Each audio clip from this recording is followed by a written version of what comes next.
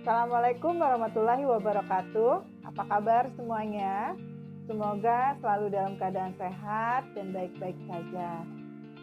Kali ini kita bertemu dalam pembelajaran PPKN dengan materi hak, kewajiban, dan tanggung jawab sebagai warga masyarakat. Sebelum kita mulai pembelajaran, terlebih dahulu kita berdoa bersama-sama. Angkat kedua tangannya. Bismillahirrahmanirrahim. Rabbi zidni ilman warzuqni fahman. Amin. Semoga Allah tambahkan ilmu kita dan diberi kemudahan dalam kegiatan kita hari ini. Sekarang kita simak penjelasan dari Miss dalam video penjelasan berikut ini. Hak, kewajiban, dan tanggung jawab sebagai warga masyarakat. Kompetensi dasar dari pembelajaran kita hari ini adalah memahami makna tanggung jawab sebagai warga masyarakat dalam kehidupan sehari-hari. Indikator pembelajarannya yang pertama adalah menjelaskan hak sebagai warga di lingkungan masyarakat. Yang kedua, menjelaskan kewajiban sebagai warga di lingkungan masyarakat. Dan yang ketiga, menjelaskan tanggung jawab sebagai warga di lingkungan masyarakat. Baik, kita mulai. Hak sebagai warga masyarakat adalah sesuatu yang mutlak menjadi milik seseorang yang berkedudukan sebagai warga masyarakat. Apa contoh hak sebagai warga masyarakat? Di sini Miss menuliskan 3 contoh saja.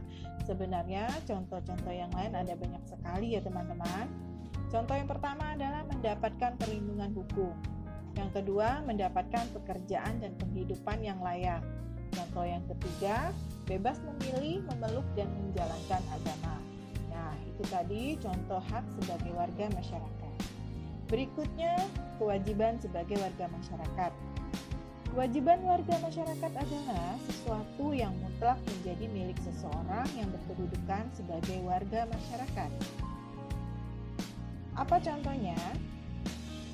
Contoh kewajiban warga masyarakat diantaranya mematuhi aturan atau norma yang berlaku dalam masyarakat, menjaga ketertiban lingkungan masyarakat, menghormati tetangga di lingkungan tempat tinggal.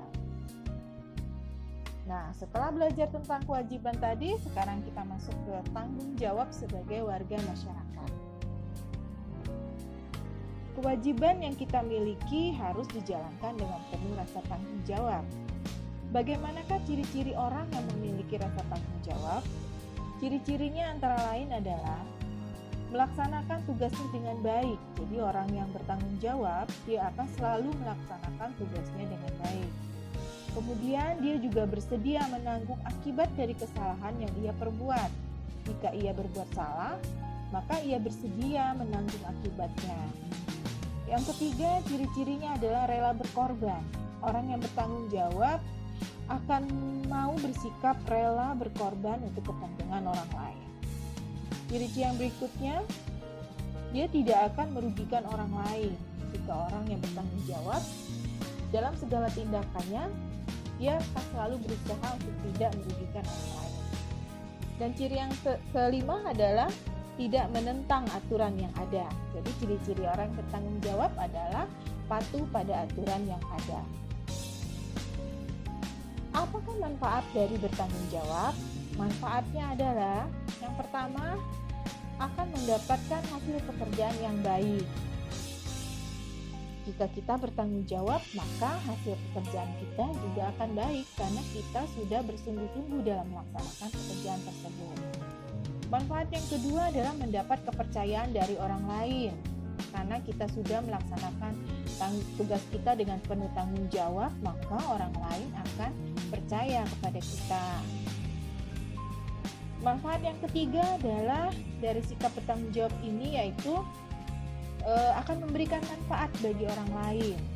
Jadi bersikap bertanggung jawab itu tidak akan merugikan orang lain, tapi justru memberikan manfaat bagi orang lain. Ada banyak contoh tanggung jawab di masyarakat. Nah, pada kesempatan kali ini Miss akan menjelaskan salah satu contoh bentuk tanggung jawab di masyarakat yaitu gotong royong. Gotong royong adalah artinya bekerja sama dan saling menolong dalam menyelesaikan suatu pekerjaan. Gotong royong ini adalah nilai luhur bangsa Indonesia. Dari sejak zaman nenek moyang, gotong royong ini sudah ada dan nilai ini harus terus kita pertahankan karena pada zaman modern ini semangat gotong royong sudah mulai luntur. Nah, kita sebagai masyarakat yang baik harus tetap menjaga semangat gotong royong. Apakah manfaat dari gotong royong ini? Manfaatnya antara lain, yang pertama, membangun rasa persatuan dan kesatuan di masyarakat. Gotong royong dapat menjalin kerukunan hidup bermasyarakat. Masyarakat yang rukun akan lebih mudah dalam memecahkan persoalan secara bersama-sama.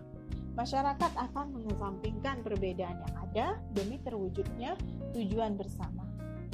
Manfaat yang kedua yaitu memupuk rasa solidaritas sosial dalam masyarakat.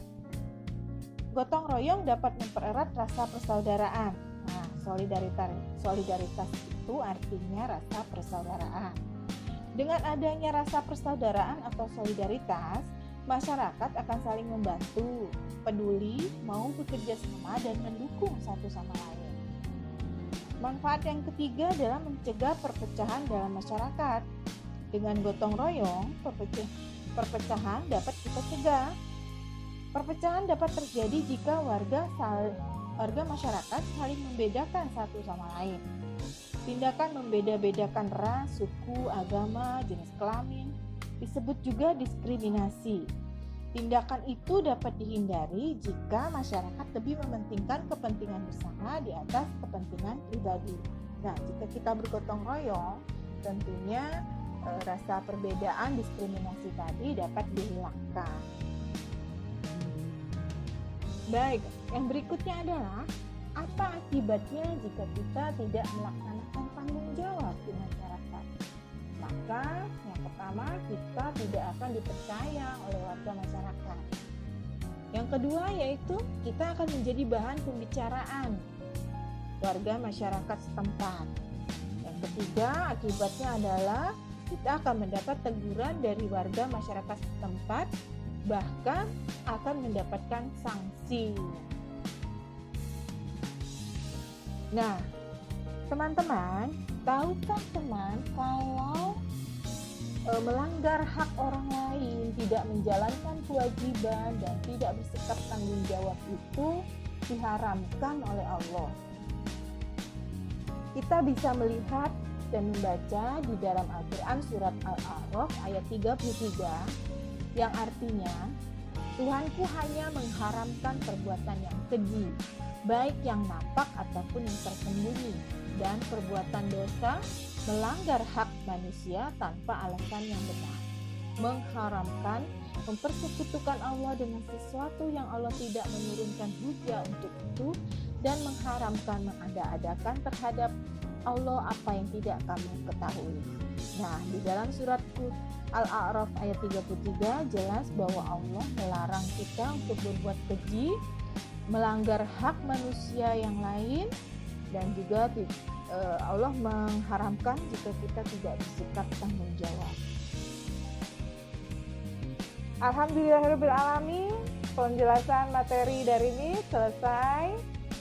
Semoga pembelajaran kita hari ini dapat memberikan manfaat untuk kita semua. Jangan lupa rangkuman yang sudah dibagikan di grup WA masing-masing dibaca. Di dalamnya terdapat tugas yang harus teman-teman kerjakan hari ini. Jangan lupa disalin dan dijawab pertanyaannya di buku tulis tematik. Waktu pengumpulannya ada di dalam grup WA masing-masing. Jika ada hal yang tidak dipahami, boleh bertanya kepada wali kelas masing-masing. Sekian dari Miss. Assalamualaikum warahmatullahi wabarakatuh.